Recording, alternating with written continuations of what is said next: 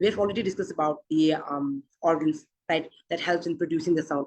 हमने पहले से डिस्कस कर लिया है कि organs help करते हैं, right, part of our body that helps in producing the sound, right. एक speech sound को produce करने के लिए हमारे खुद की part of the bodies help करते हैं, right. So we have already taken the example of lips as well. अब ये नहीं है कि सिर्फ lips ही help करते हैं, right. It's not only the lips that helps in producing the sound, right. There is other as well, such as teeth, right. Fa sound, fa, fa. Let's take an example of fa sound, right. Fa को produce करने के लिए we need teeth, right. We need the help of teeth, right. So here we see that there are various organs in our body. There are various parts of our body that helps in producing the sound, right. XP sound को produce करने के लिए not only the lips help, there are various parts, right.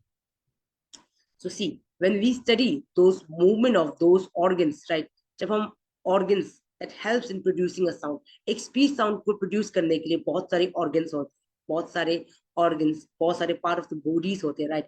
And जब हम उसके movement को पढ़ते हैं, movement को study करते हैं, इसको बोलते हैं articulation of speech, right. Let's take an example of f and let's take an example of f and p again, right. See, when we study the differences between the sound production of p and f, right, p, p. Here we see that we use both the lips, right, upper lips as well as lower lips to produce the sound p.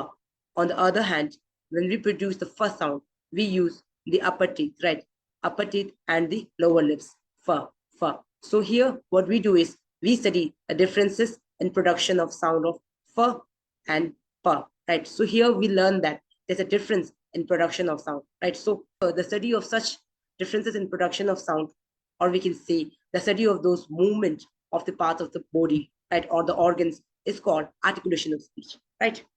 अब यहाँ तक हमने study कर लिया, right. We have studied the articulation of speech, right, articulation of speech, articulation of phonetics, right. We have studied those articulator as well. Till now we have already studied all those things, right. So यहाँ तक हमने study करके हमने क्या जाना?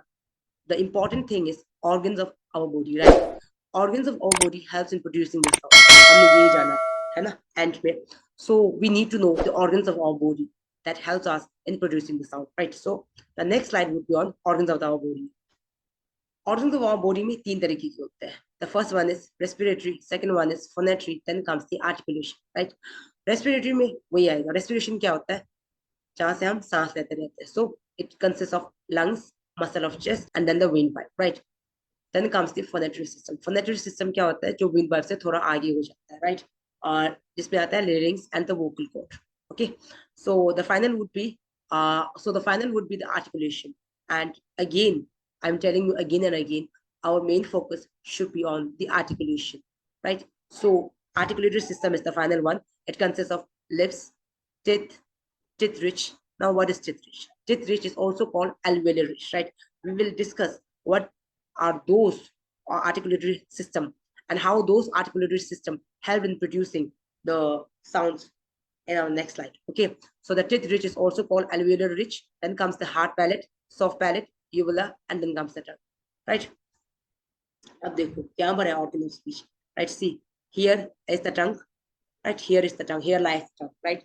So then comes the teeth, upper teeth and lower teeth, right.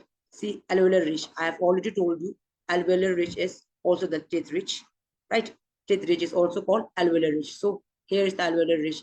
Alveolar ridge is behind the teeth, right. The area, the space behind the teeth is called alveolar ridge, right. Here alveolar ridge.